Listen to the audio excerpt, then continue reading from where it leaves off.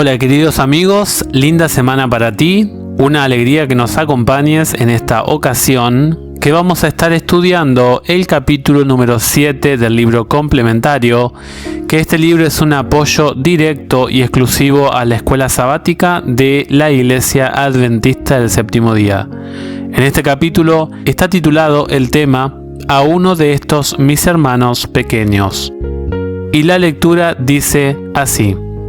Mateo 25, 34 al 36 dice de esta manera: Entonces el rey dirá a los de su derecha: Vengan benditos de mi Padre, hereden el reino preparado para ustedes desde la fundación del mundo.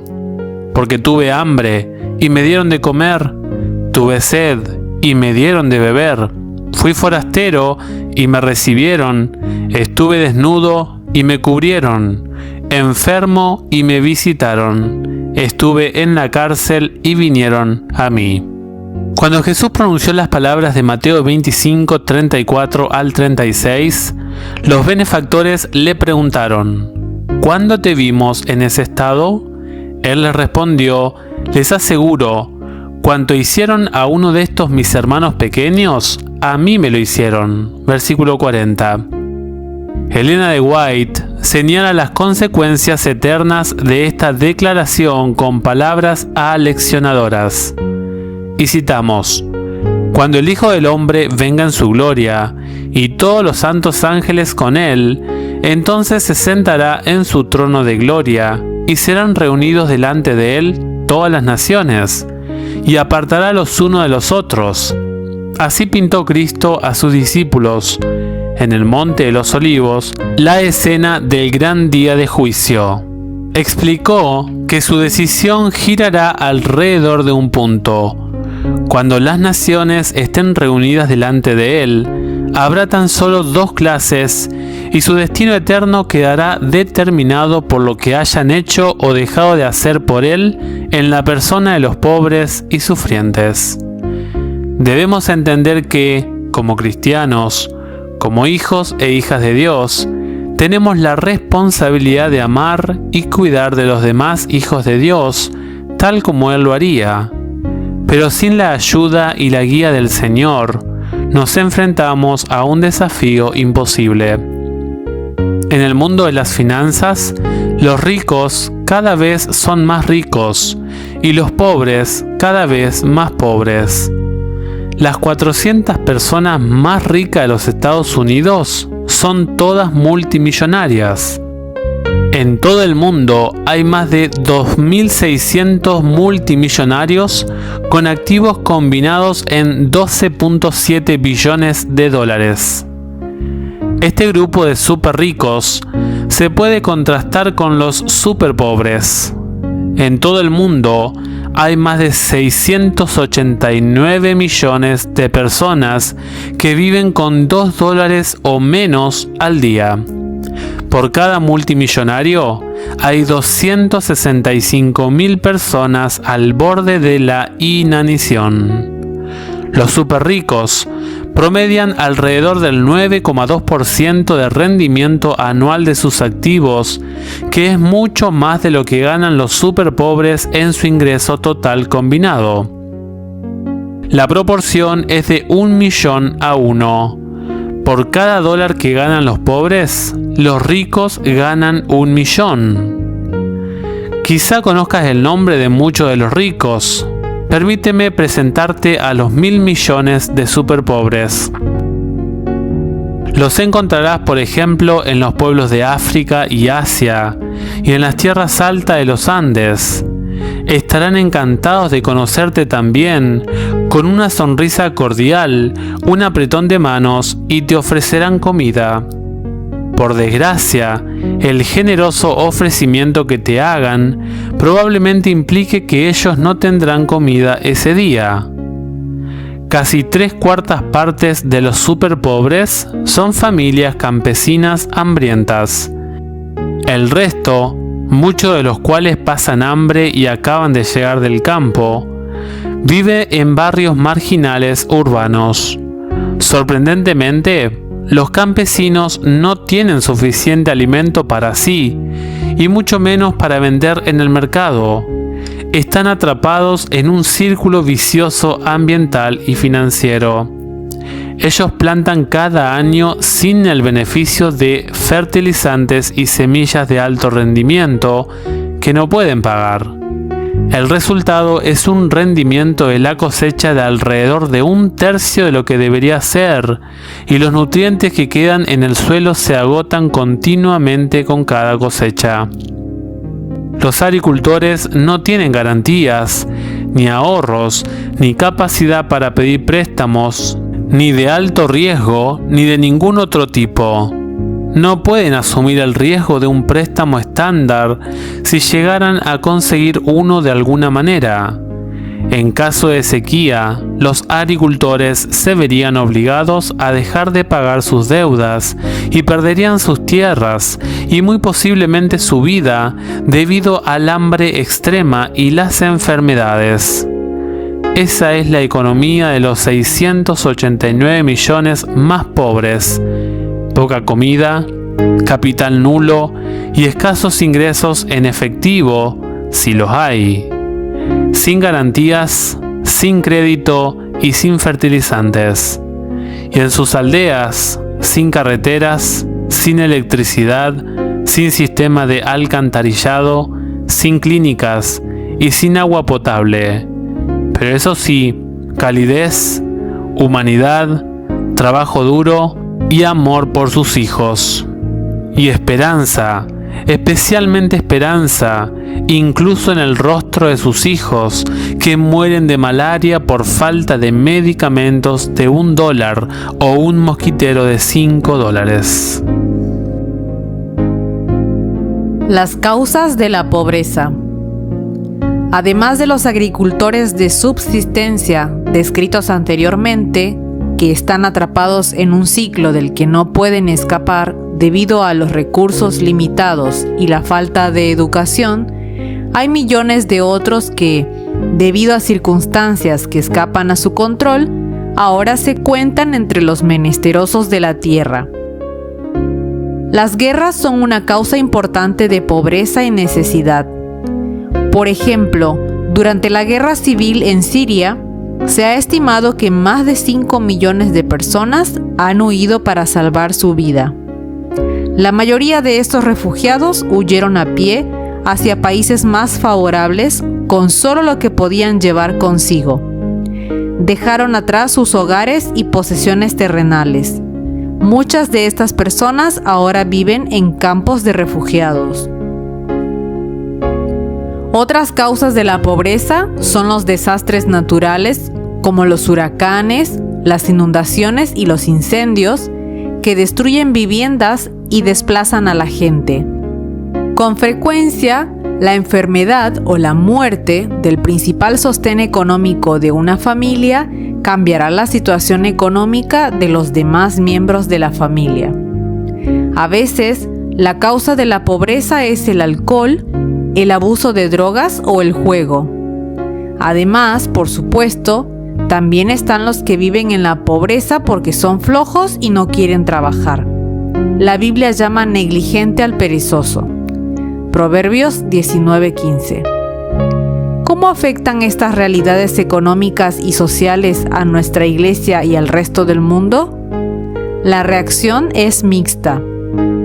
Muchos de la clase media y los ricos desean más dinero y parecen no darse cuenta o no preocuparse por la situación de los demás.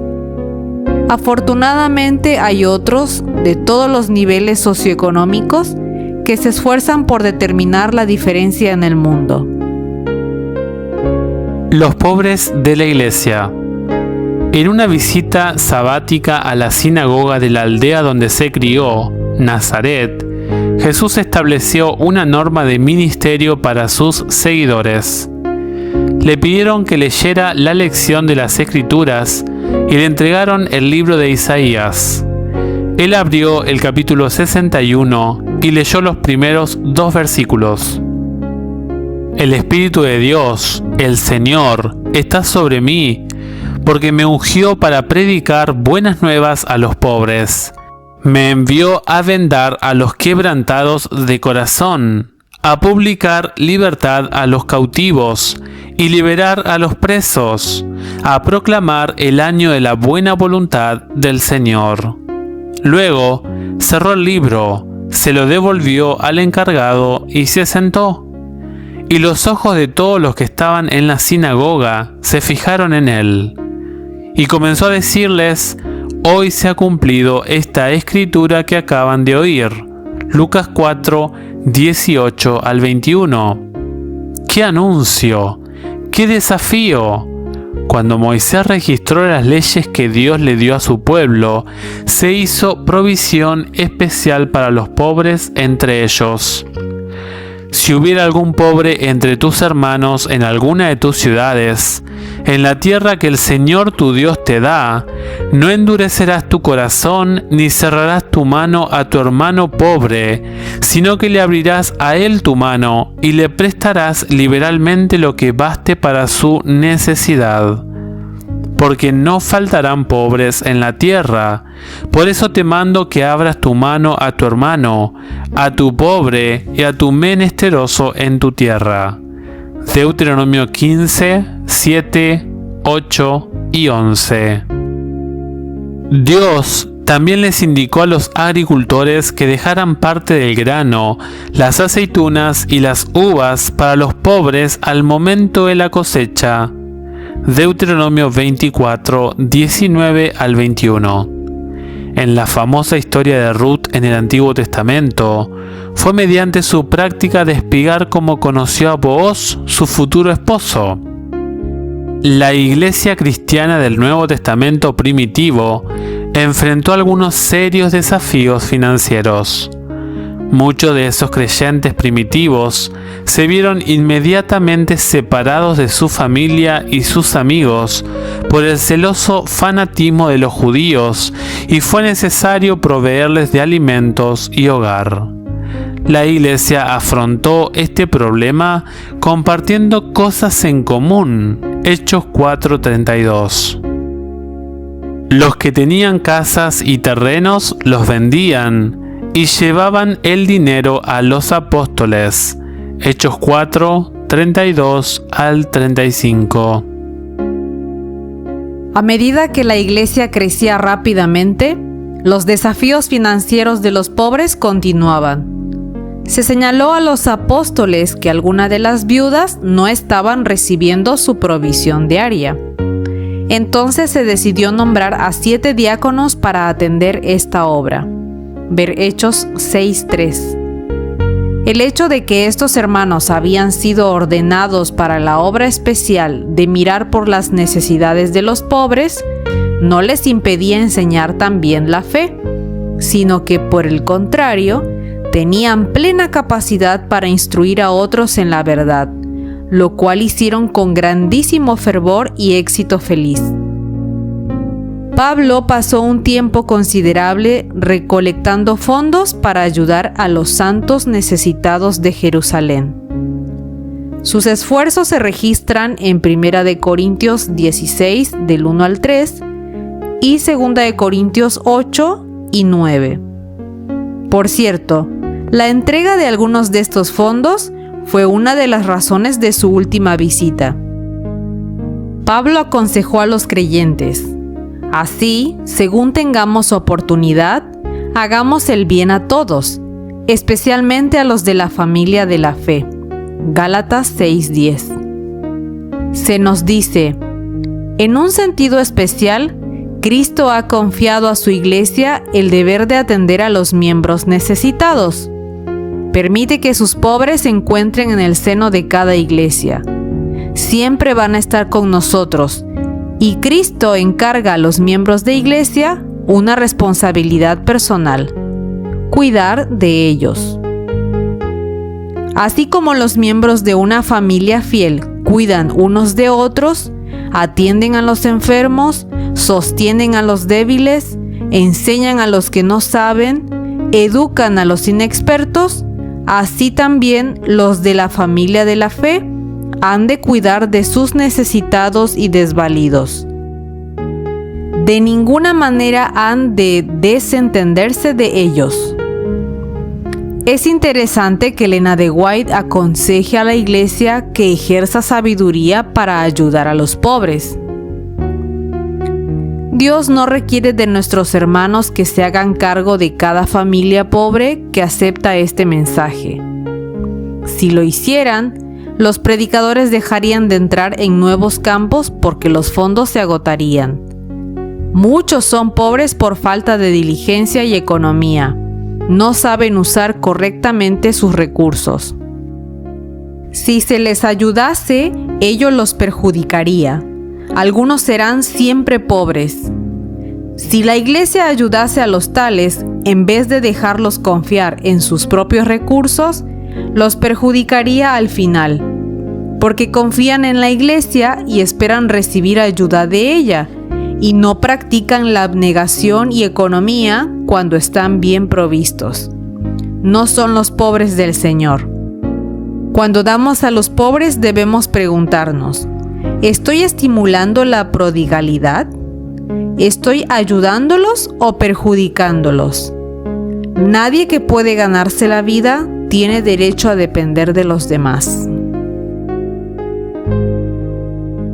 Queridos amigos, estamos acabando la primera parte del capítulo número 7, titulado A uno de estos mis hermanos pequeños. Este es el libro complementario, titulado Administrar para el Señor, escrito por el autor Edward Reid. Deseamos de todo corazón que sea de mucha ayuda para tu vida personal.